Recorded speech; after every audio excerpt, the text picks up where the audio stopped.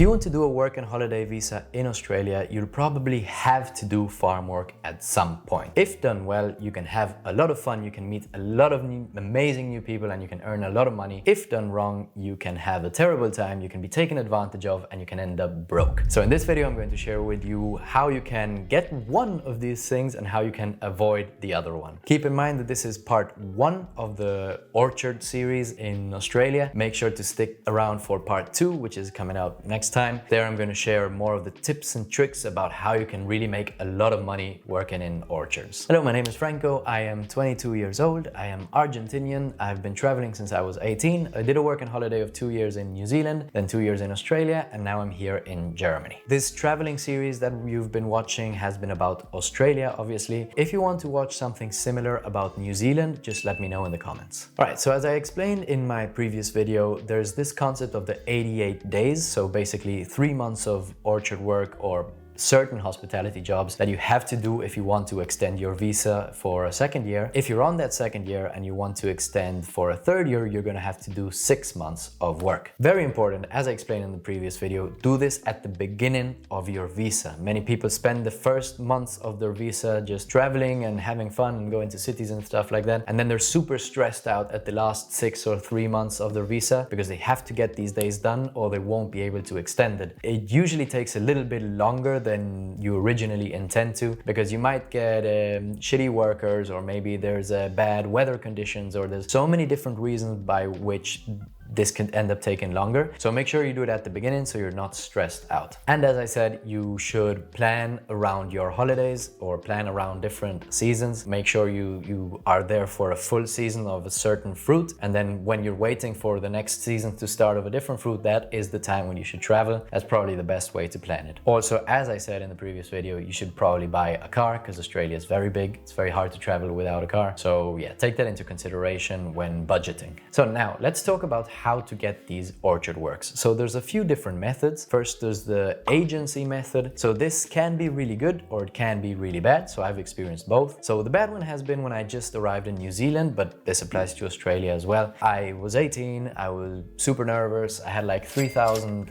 New Zealand dollars, which must be like around 1,500 US dollars. And I had no idea how long that money would last me. And I wanted to get a job as soon as possible because I was super nervous. I didn't want to lose my money. I had to wait like a week just to get an appointment with the bank where I was going to open my account. I really didn't want to lose any time. So I went to an agency that offered to get me jobs for the next 6 months, I think it was, super quickly. And they offered to open me a bank account pretty much immediately, and all of this for just 400 New Zealand dollars, so let's say like maybe 200 US dollars. At the time it seemed great. I did get a job immediately and I got my bank account immediately. At the time I didn't know how easy it was to find a job in New Zealand and also how easy it is to find a job in Australia. So if I would have known this, I probably wouldn't have done this. Now in this specific case it was good because this was 20 days before COVID, so if it weren't for this I probably would have spent lockdown in Auckland instead of with an essential job up north in Kirikiri. But yeah, generally I would not recommend agencies where you have to pay. On the other hand, I also was in Queenstown once, and this was the first time that I was broke, not a dollar to my name. I went to an agency that got me a job in construction just I think like 3 days after I went to their agency, and they actually didn't charge me any money. They get their money from the people that employ us. The disadvantage here is that you usually work just a few days here and a few days there. It's not like they give you a constant contract with a certain employer, but if you have a good relationship with that employer,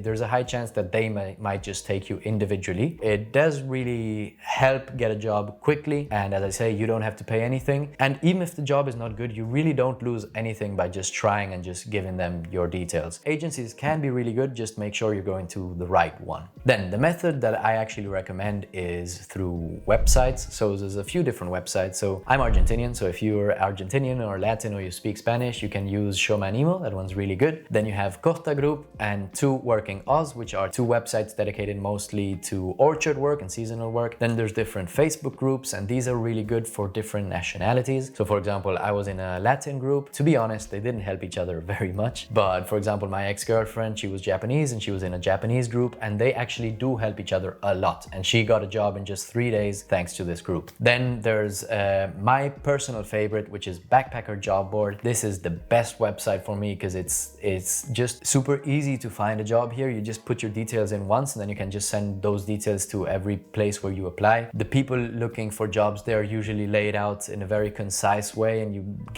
usually you get all the information. So it offers a lot of stuff, and it applies for New Zealand and Australia. I've gotten most of my jobs through here. I highly recommend Backpacker Job Board. Then there's Harvest Trails, which won't help you get a job, but it will help you see what fruit are growing in which regions at what seasons. Another option is hostels, specifically working hostels. So the way these work is the owner of the hostel will have an agreement with certain companies in that area, and he will send them workers whenever those people come to his hostel looking for work. So this is a win-win because the employers will have a constant flux of workers and the hostel owner has something to advertise, and then the backpackers don't need to find jobs themselves, like they can find it through the owner of the hostel. This is a high risk, high reward method. I've been in a lot of very bad hostels. In one I've spent like 2 weeks and I only got 3 days of work, so it completely defeats the point of it being a working hostel. But I've also been in really good hostels. And bonus tip that I want to share with you is you should really watch the next episode, so you should stick around and subscribe and all of that, because in the next video I'm going to share the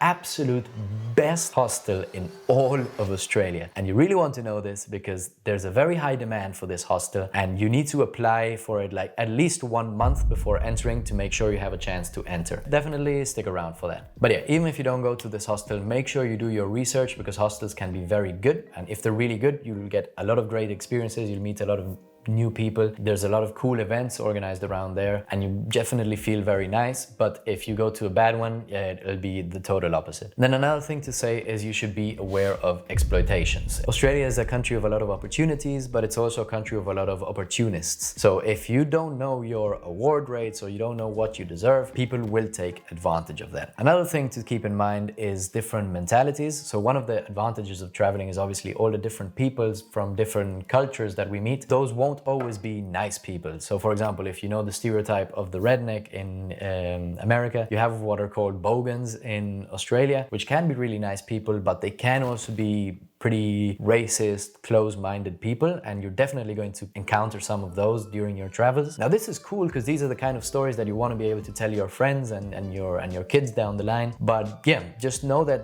you're probably going to meet these people. In the moment, it might be awkward. The whole thing with getting out of your comfort zone is that you're out of your comfort zone. But yeah, just keep it in mind. Let me know if there's anything specific about the working holiday visa that you would like to know that I haven't covered. If you want to watch more videos of this sort, you can maybe watch this one. Or how about this one? Bye.